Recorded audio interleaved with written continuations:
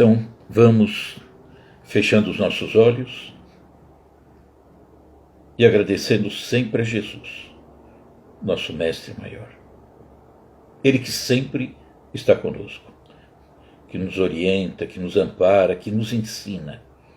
E quanta coisa Ele nos deixa. Que bagagem Ele nos deixa. Só precisamos lançar mão e realmente fazer de tudo aquilo que Ele nos deixa um roteiro de vida. Precisamos entender, compreender.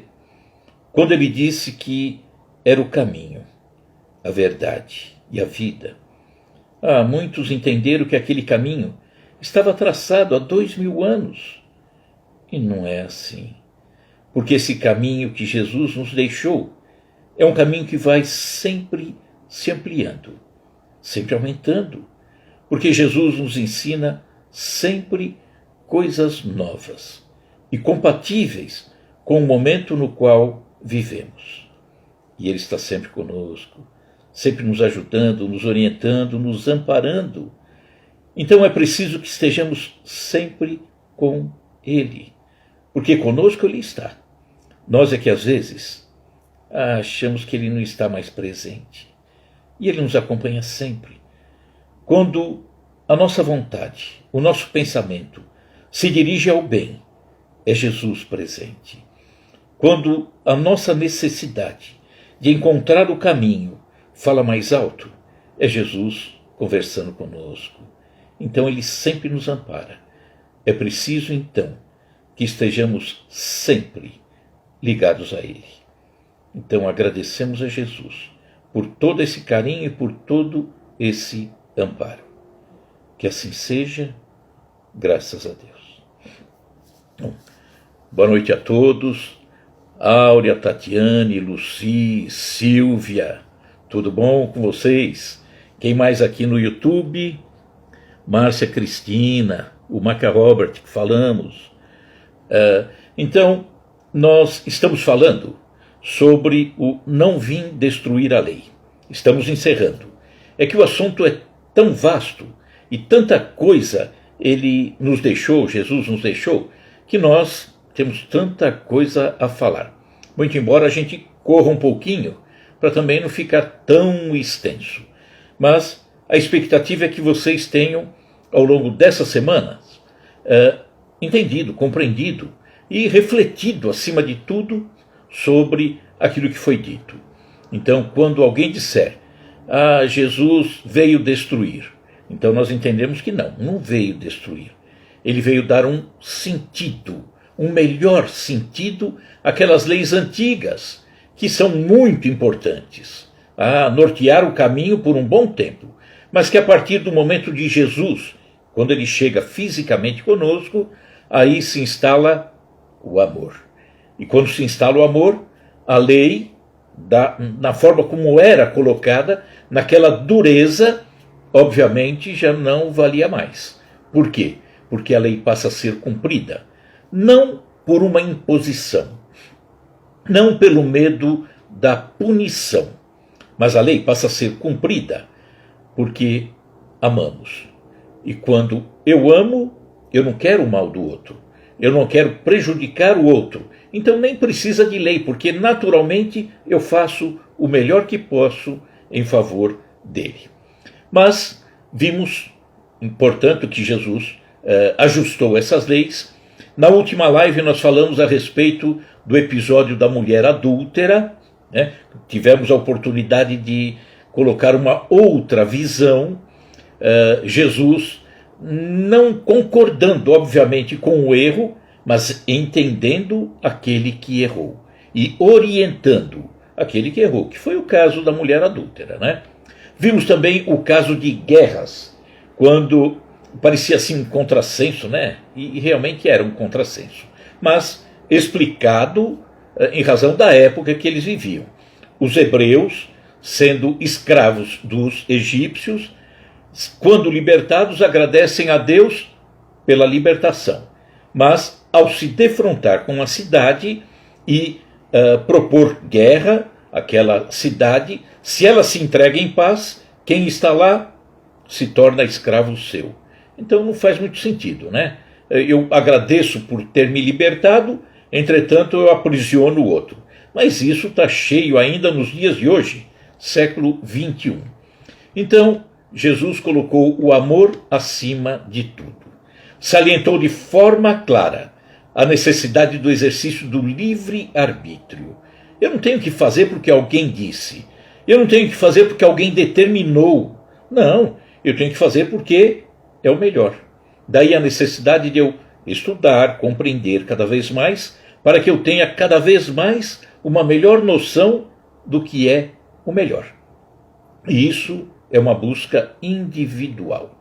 Portanto, Jesus nos dá a oportunidade da espontaneidade, da responsabilidade individual, para que a gente coloque adiante de tudo a fraternidade, o amor, o respeito, tudo isso. Então, hoje, vamos falar sobre o Shabat, né? E com todo o respeito, toda a consideração à figura do Shabat.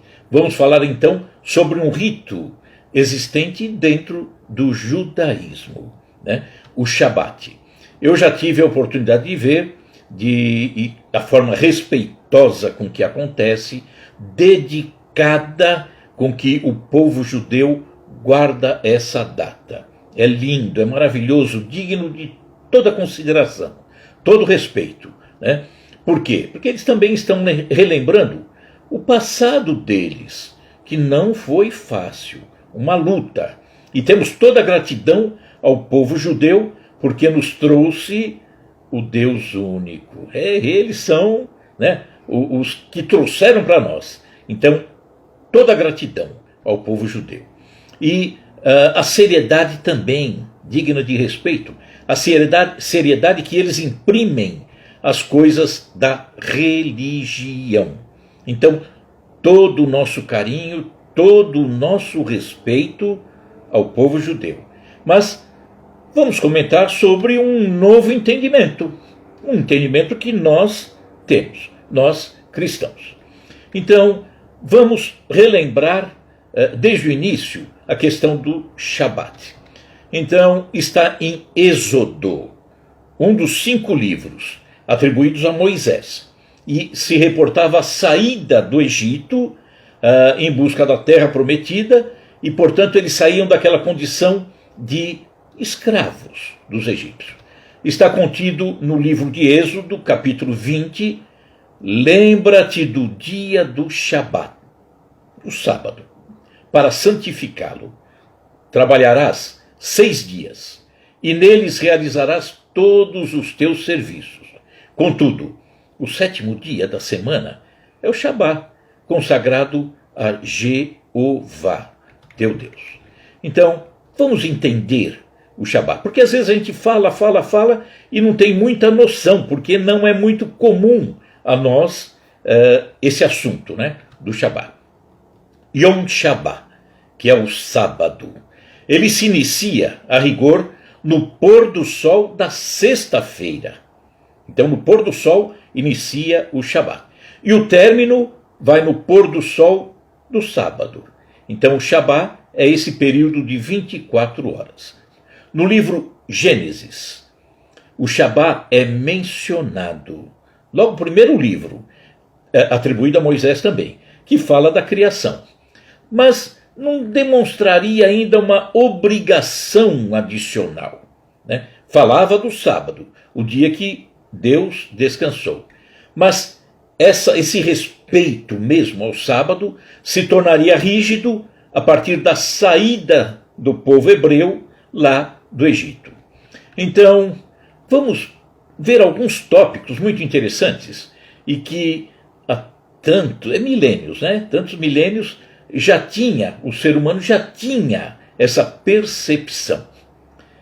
O sábado, guardar um dia da semana, era uma necessidade para todo ser vivo. Então, todos os seres vivos necessitam do descanso, principalmente durante a noite, para, no nosso caso, refazer as forças físicas e psicológicas. Só que somente o sono noturno não é suficiente. É maravilhoso para recuperar essas forças, mas não é o suficiente para a reposição de todas as energias. Pesquisas afirmam a existência de um ciclo circasseptano. Ciclo circasseptano é um ritmo endógeno que exige um descanso a cada 7 dias. Então, além da noite, do período noturno, precisamos a cada 7 dias termos um descanso maior, né, para recuperarmos de fato.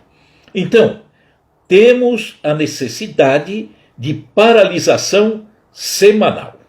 Temos. E tanto que hoje se aplica, né, a legislação diz, né, necessidade do descanso semanal. Isso não se pode esquecer, não. Agora, não importa que dia.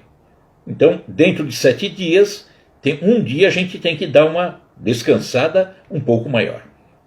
Olha que interessante. Intuitivamente, sociedades antigas já determinavam a pausa a cada 7 dias. Já volta milênios aí. Então, intuitivamente, eles sabiam da necessidade de parar dentro do período de 7 dias, a cada 7 dias. E utilizavam esse dia para as suas festas religiosas, né? Os deuses que eles tinham, tal, e os afazeres diários também. Vamos ver que os mesopotâmicos faziam isso muito antes mesmo do surgimento dos hebreus. Os mesopotâmicos já tinham essa ideia de parar, e paravam um dia a cada 7 dias. As civilizações mesopotâmicas floresceram na região do Oriente Médio, onde hoje fica o Iraque, o atual Iraque. E estão entre as primeiras civilizações a se desenvolverem na história da humanidade, dos mesopotâmicos. O nome Mesopotâmia significa região entre rios, ou terra entre rios. Isso porque se trata de uma região situada entre os rios Tigre e Eufrates, lá no Iraque, exatamente ali. Agora vamos lembrar que a Mesopotâmia era o local de onde se originou, bem, tempos depois, o povo hebreu. E Abraão teria vindo da Caldeia. Caldeia é a parte sul da Babilônia, nas margens do rio Eufrates, ou seja, a mesma região, só que vieram muito tempo depois. Para eles, os mesopotâmicos, não os hebreus, esse dia de paralisação era chamado de Shapatu. Olha como é parecido com Shabat. Shapato, semelhante. E essa prática teria, de alguma forma, inspirado a colocação do Shabat para os hebreus. Veio, né, como um costume. E depois, obviamente, determinado por Deus ou a espiritualidade que estava orientando aquele povo.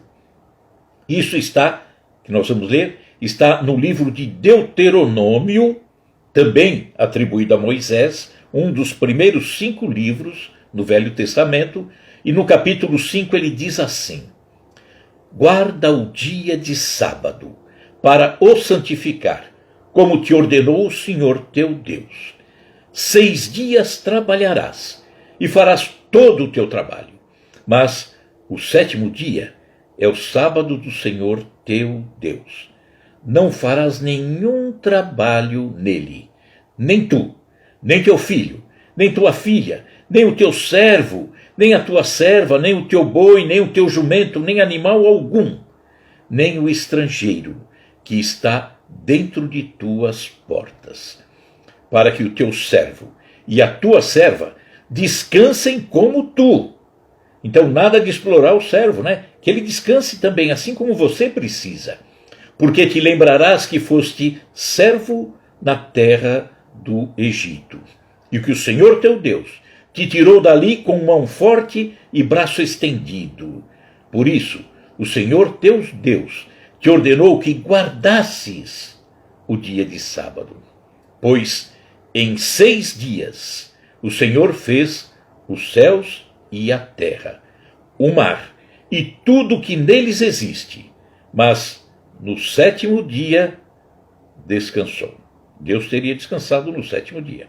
Portanto, o Senhor abençoou o 7º dia e o santificou. Então, a importância desse dia, né? A cada 7 dias, a cada 6 dias, o 7º dia paralisaria para repor as forças, não só ele, o servo, o jumento, o boi, todo mundo pararia. Então, é uma coisa bonita, né? Fazer com que tudo desse uma paradinha necessária para repor energia e continuar a vida. Agora uns detalhezinhos, né? Deus criou a Terra em 6 dias. Óbvio que não, né? Mas é bonito essa história contada dessa forma, né? É interessante isso. A Terra tem, a ciência mostra, ela tem pelo menos 4 bilhões, com a letra B, e 500 milhões de anos. Mas também não importa, né? Deus não importa como a gente entenda. Alguns entendem que Deus é aquele espírito que aponta o dedo, que fica olhando, você errou, olha, vou te punir. Deus, não faz sentido ser isso, não faz. Então Deus é uma força cósmica, um conjunto de leis, é amor, não importa, é amor porque ele nos proporciona tudo de forma igual. Distorções que existem são produzidas por nós, mas que ele faz chover sobre todos, que ele faz o sol surgir para todos, que ele faz o campo produzir para todos, ele faz. Nós é que, em razão do nosso egoísmo, aquela coisa toda, a gente começou a colocar algumas restrições nisso aí, mas não é culpa dele, é culpa nossa. Mas essa força, não importa como a gente entenda, Deus, ele não precisa descansar. Óbvio que não. Mas, de uma forma figurada, nos relatos bíblicos ficou assim. Tudo bem, vale, toca em frente. Vamos lembrar que Jesus disse, está em João, capítulo 5, versículo 17 e 18, ele diz assim: meu Pai trabalha até agora e de todo sempre, e eu trabalho também. Então Deus não para de forma nenhuma. Por isso, Jesus falando isso, é que os judeus, dentro daquela visão que eles tinham naquela época, ainda mais procuravam matá-lo, né? Porque não só ele, entre aspas, derrubava um pouco, a questão do sábado, tirava aquele rigor violento do sábado, mas também dizia que Deus era o seu Pai. E aí eles imaginavam que Jesus se fazia igual ao Pai, e que não, de forma nenhuma, né? Então, com o Shabá, né, essa paralisação, se evitou problemas com trabalhos excessivos. Era uma forma até de humanizar os tratamentos. Olha que bonito, né? Então, dentro dessa ideia, coloca-se uma pausa e se humaniza as relações. Então, olha, só para termos uma ideia, até as áreas de cultivo, a plantação, a lavoura, descansava de 7 em 7 anos. E sabemos que ainda hoje os produtores rurais cultivam uma área, depois de um certo tempo eles deixam aquela área parada para que ela se recupere e vão para outra área. Olha a necessidade do descanso até para a terra, né? E sabemos desses rodízios que acontecem no dia de hoje. Vamos ver um pouquinho, olha, está contido em Êxodo a respeito disso. Capítulo 23. Também 6 anos semearás tua terra, e recolherás os seus frutos. Mas ao 7º a dispensarás e deixarás descansar. Desculpa, é gripe. Deixarás descansar, para que possam comer os pobres do teu povo, e da sobra comam os animais do campo. Assim farás com a tua vinha e com o teu olival. Olha que interessante. 6 anos produz, no 7º ano descansa. E aí as pessoas pobres se alimentam daquela terra, produzirão um pouco, comerão do pouco que ela continuará produzindo, os animais. E outro benefício do Shabat também: adoração semanal a Deus. Isso dava a possibilidade da manutenção do monoteísmo. Olha, esperavam o dia, né, da adoração. Aquela expectativa fazia com que eles continuassem firmes na adoração a Deus. Melhorava também o sentimento do ser humano, o sentimento da família, que se reunia pelo menos uma vez a cada 7 dias no lar, deixando de lado as coisas que eles faziam nos outros dias. Era uma forma de melhorar a relação familiar. E tudo isso dificultava a influência de cultos pagãos. Por quê? Porque eles ficavam mais unidos. Que importância que tinha, portanto, que tem, né, ainda o Shabat para os nossos queridos irmãos judeus. Vamos ver algumas curiosidades sobre o Shabat. Segundo o Talmud, Talmud é a Torá oral escrita, depois escreveram. Diz que são 39 atividades que são proibidas de se fazer durante todo o Shabat. Por exemplo, semear, arar, colher, agrupar feixes, debulhar, dispersar, catar, moer, tecer 2 fios, separar 2 linhas, atar, desatar, curtir couro. 39 nãos que ele trazia. E que depois, obviamente, com o passar do tempo, foi derivando para outras coisas. Eu, numa das vezes, lá em Israel, chegamos a presenciar, né, que no sábado, por exemplo, o elevador no hotel, as pessoas não colocam o andar que querem. Obviamente os judeus, né? Existe o elevador shabático. Ele está programado a subir de andar em andar, porque para o judeu ele não pode, dentro das proibições, apertar o botão. É um rito deles, né? E tudo bem, respeitemos e seguem isso à risca. Entretanto, em caso de morte, risco de morte, quaisquer das proibições podem ser deixadas de lado, porque o valor mais caro no judaísmo é a vida. Né? Uma visão bonita que eles têm, bonita. Jesus, então, começa a mostrar a necessidade de não ser tão rigoroso dessa forma. Jesus começa a flexibilizar aquele entendimento. Por quê? Porque no nosso entendimento cristão não é importante, né? Com todo respeito aos irmãos judeus, mas não é importante esse rigor. Tem que ser esse dia, não pode fazer isso. Então daí a liberdade que temos, o livre-arbítrio de fazer o que achamos que precisamos fazer. Vamos ver, está em Mateus, capítulo 12, versículos 1 a 14, que diz assim: Naquela época, Jesus passou pelas lavouras de cereal, em dia de sábado. Seus discípulos estavam com fome e começaram a colher espigas e comê-las. Assim que os fariseus viram aquilo, disseram-lhe: Vê, teus discípulos estão fazendo o que não é lícito em dia de sábado.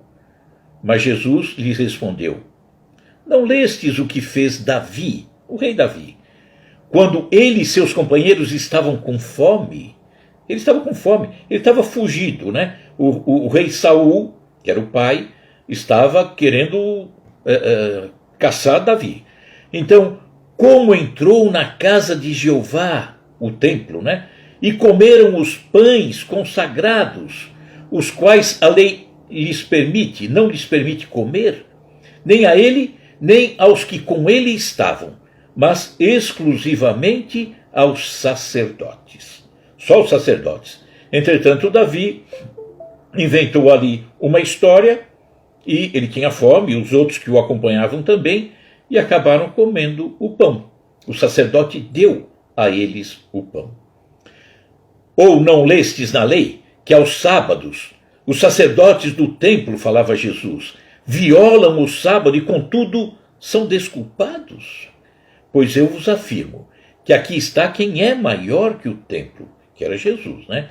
Aquele templo não era o importante. Ele estava dizendo que o templo interior é que é o importante. Entretanto, se vós soubesseis o que significam estas palavras, misericórdia quero, ou seja, o amor, o perdão, é isso que ele quer, e não holocausto, não sacrifício.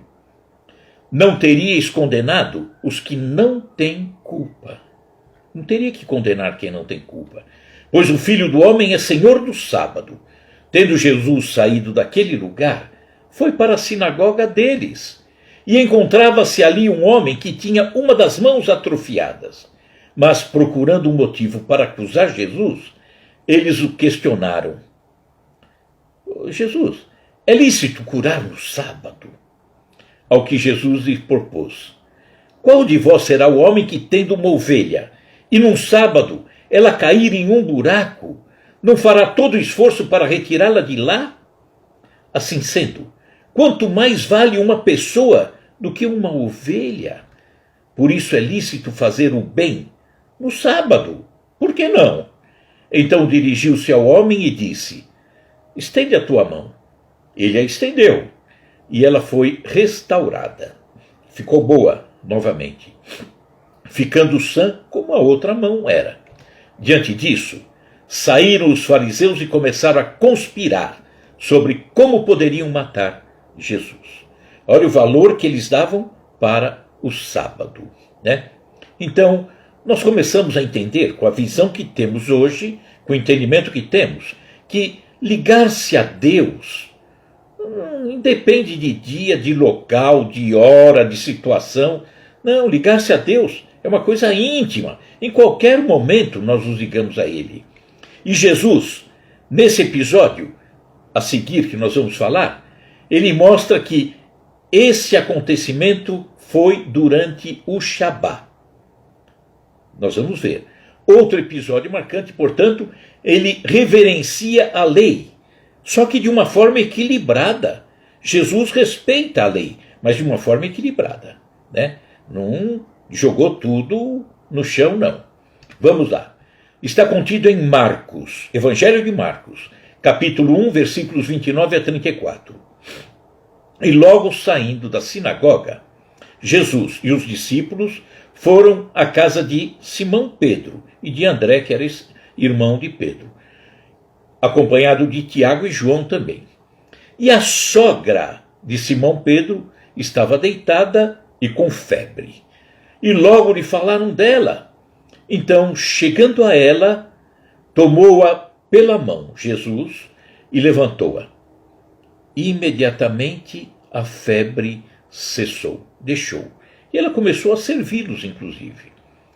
E tendo chegado a tarde, olha a narrativa, e tendo chegado a tarde, quando já se estava posto o sol, acabou o sol, era um sábado, acabou o sol, ou seja, acabou o Shabat, trouxeram-lhe todos os que se achavam enfermos e os endemoninhados, e toda a cidade se ajuntou à porta, e curou muitos que se achavam enfermos de diversas enfermidades, e expulsou demônios. Demônios a gente sabe que não existe, né?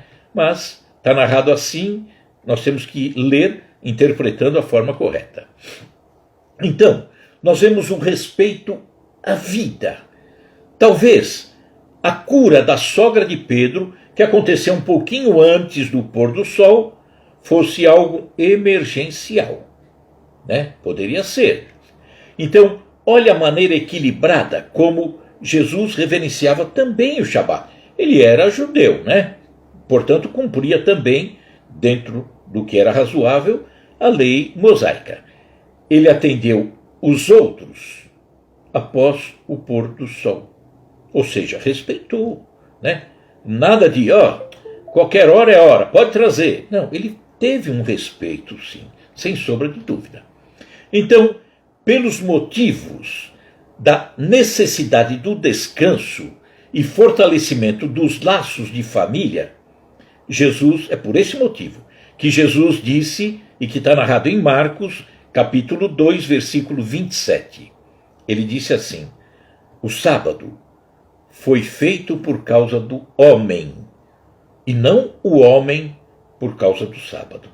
Ou seja, essa interrupção, uma vez a cada 7 dias, foi feita essa interrupção em razão do homem, que necessita dessa paralisação para recuperar as suas forças, e não o inverso. Então, quando há um rigor extremo, é sábado, homem, você não pode fazer isso. Não, não é. O rigor está na recuperação das forças do homem. É por isso, então, que ele disse: o sábado foi feito por causa do homem, e não o homem por causa do sábado. E desse modo, então, o descanso semanal, a necessidade do descanso, nunca foi abolida. Continua sempre necessária.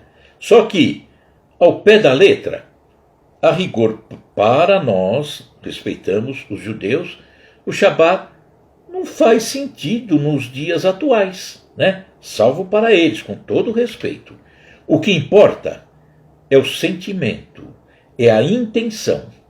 Eu paraliso o sábado, posso paralisar o domingo, a segunda, a terça, posso ficar em família, posso me cuidar mais em termos de saúde, não importa, mas é necessário.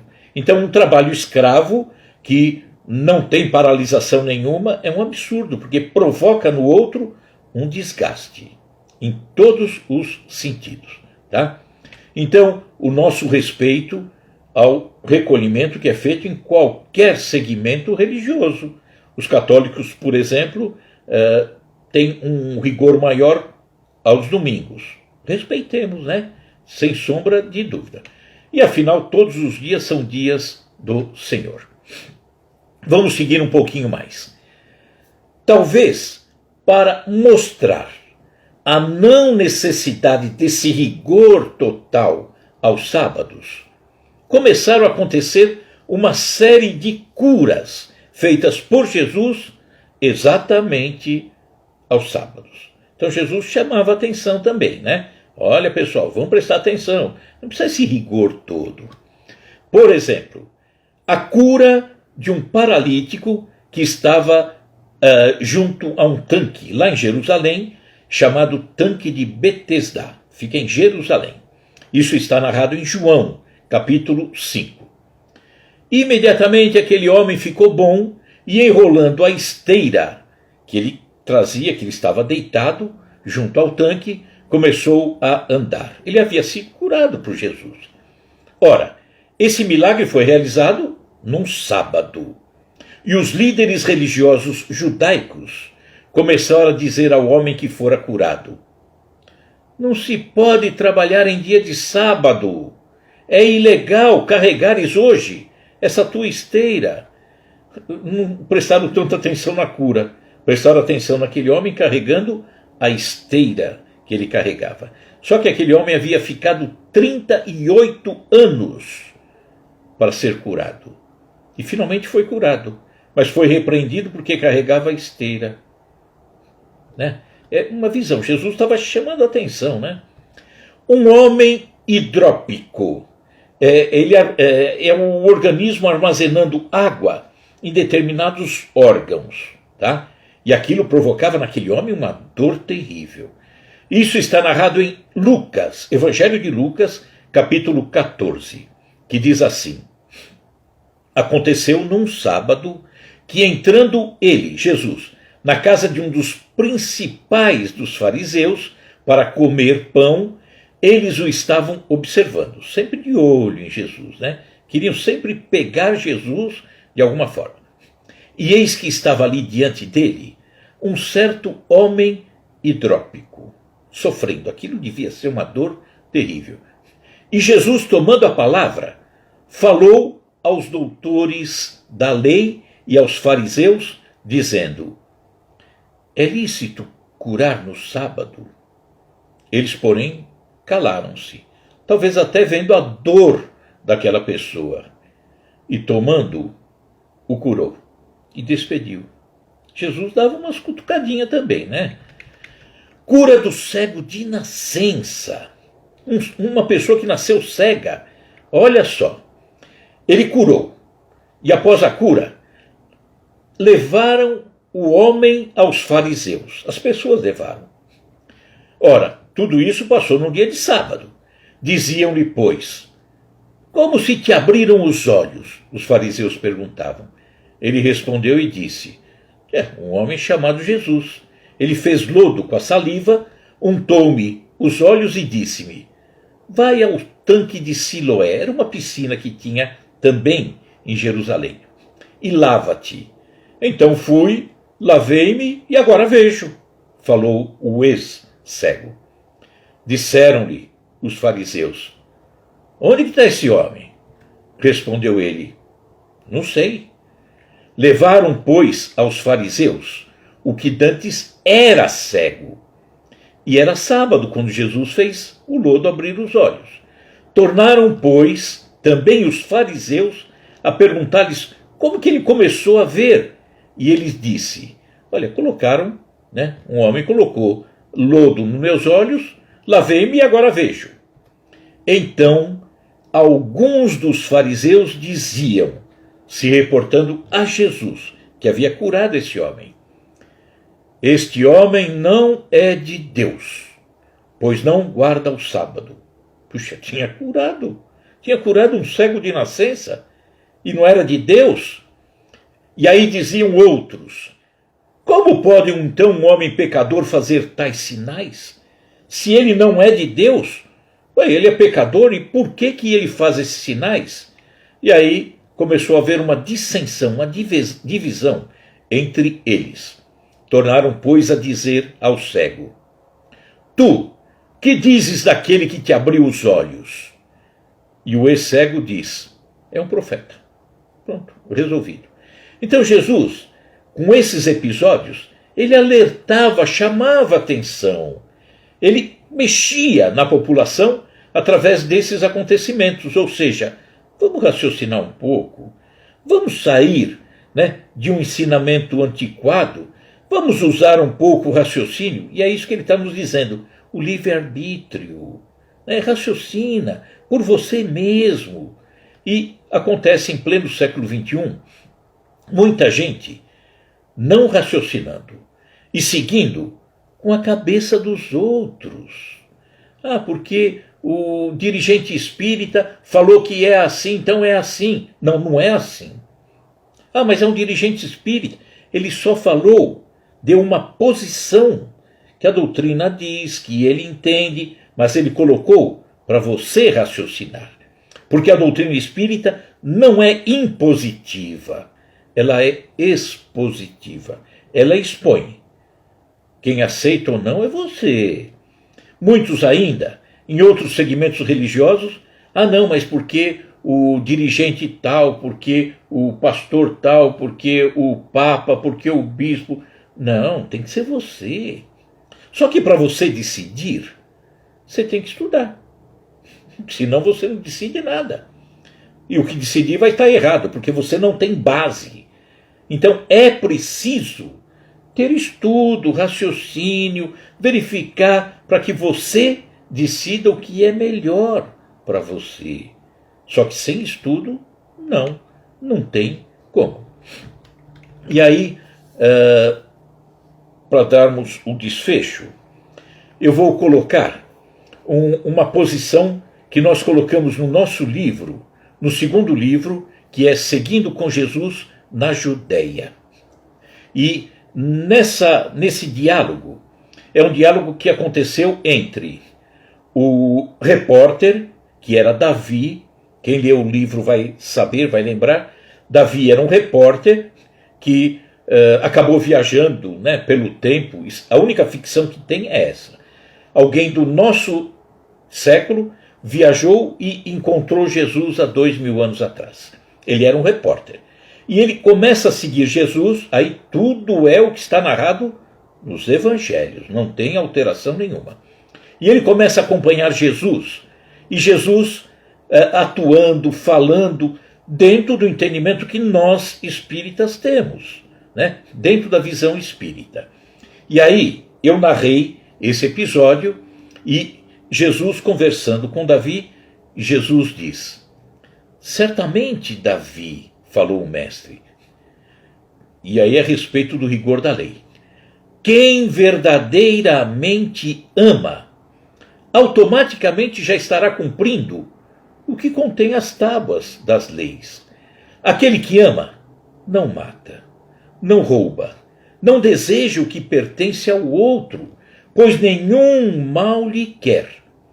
Naturalmente, amará seus pais e dedicará ao Pai Celestial mais do que um dia de devoção, e não apenas o sábado. Estará com ele todos os dias, transformando a adoração que lhe cabe, que lhe é devida, em atos de socorro e amor ao semelhante.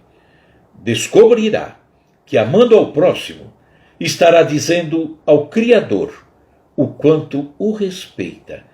E esta é a mais linda forma de adoração. É dessa forma, então. Porque isso está de acordo com aquilo que Jesus deixou. Amamos ao Pai, amando o semelhante. Se eu não amar o semelhante, eu não consigo amar o Pai. Estamos chegando próximos do Dia dos Pais, né? Tá? Daqui 15 dias. De que adianta eu chegar ao meu pai e dizer, eu te amo, e ele, meu pai, falar, puxa, é bom que você me ame, mas de que adianta você me amar se você odeia o teu irmão, se você odeia a tua irmã? Então você, desculpa, não está amando como devia, porque o amor a um pai se expressa através do amor que eu tenho pelos irmãos. Se eu tenho amor pelos irmãos, automaticamente eu amo o Pai, né? Então, isso que é importante. E lemos isso aí, mas na semana que vem nós vamos dar um desfecho com relação a mudar, né? Não vim destruir, mas deu aquela alterada na lei. Nós vamos contar uma história narrada através da psicografia de Chico Xavier, de um velho judeu, há 2000 anos atrás, pai de 2 discípulos, que trazia em si um rigor, né, maravilhoso, mas era aquele rigor daquela lei antiga, que ele abraçava de uma forma tão firme, e que é bonito, mas que precisava se adaptar, né, com relação a tudo aquilo que Jesus deixou. E aí nós vamos ver, no decorrer desse episódio, eu vou ler exatamente o que está escrito, psicografia do Chico, nós vamos ver que ao final da lei, ao final do episódio, ele vai entender a lei do amor. E aí é uma coisa bonita, que comove essa leitura. Combinado? Então, semana que vem a gente conclui esse episódio com essa leitura e também com uma interpretação atual dos 10 mandamentos. Então, os 10 mandamentos, mas com a visão do século 21. Tá? Então, agradeço a todos, Geuci, Osiel, Carvalho, os adventistas, o 7º dia, também, é verdade. Mas tudo é maravilhoso. Quando se faz com boa intenção, né, com seriedade, tudo é maravilhoso. Agora, óbvio, o mundo vai evoluindo e as coisas têm que ir sendo adaptadas. Eu não estou conseguindo enxergar muito bem aqui o pessoal do YouTube. Tá lá Márcia Cristina, Alceia, Áurea Federici, Alceia. Alceia colocou assim: sim, os judeus são irmãos mais velhos e muito queridos. Tenho irmãos judeus, companheiros judeus, de um respeito fantástico. A Auristélia também está aí presente. Então, são pessoas que dentro da sua crença fazem com rigor, mas de uma dedicação, de uma seriedade fantástica. E toda a nossa gratidão aos judeus, porque se entendemos o nosso Deus hoje, é porque eles nos trouxeram, ao longo de tantos e tantos séculos, esse Deus ao nosso encontro. Isso é maravilhoso. Sandra, também Sandra, um abraço no Zaca, querido, judeu também, muito querido, tá? Então vamos fechando os nossos olhos e trazendo à nossa frente a figura de Jesus. Jesus, judeu, nasceu, viveu e morreu, desencarnou, judeu, respeitou a lei, cumpriu a lei, mas trouxe algo a mais. E que algo a mais que ele trouxe? Vamos ver essas leis, sem sombra de dúvida, que vai mostrar ao homem a necessidade de fazer o melhor, mas que vamos fazer em razão do amor que começa a habitar no coração de cada um. Jesus maravilhoso, judeu maravilhoso, mas que nos deixou um ensinamento muito mais amplo, uma visão muito maior sobre a necessidade de amar o próximo. Por isso que o Decálogo, os 10 mandamentos, os ensinamentos que vieram também através dos profetas, sempre com esse objetivo de orientar a população, Jesus, há 2000 anos, disse: deixo-vos um mandamento novo. Não que tirou aqueles, mas deixa um mandamento novo: amar a Deus sobre todas as coisas e ao próximo como a ti mesmo. E o desfecho dele é: aí está toda a lei e todos os profetas. Ou seja, todo aquele ensinamento. Se eu amo a Deus sobre todas as coisas e ao próximo como a mim mesmo, estou cumprindo a lei. Isso é bom demais. Que assim seja, graças a Deus. Obrigado, amigos. Opa, um abração para o Zaca também, Landinha, Luiz, todos vocês, Auristélia, Alceia, todos que estiveram juntos. E se estão gostando, acompanhando, divulguem, por favor, divulguem, né?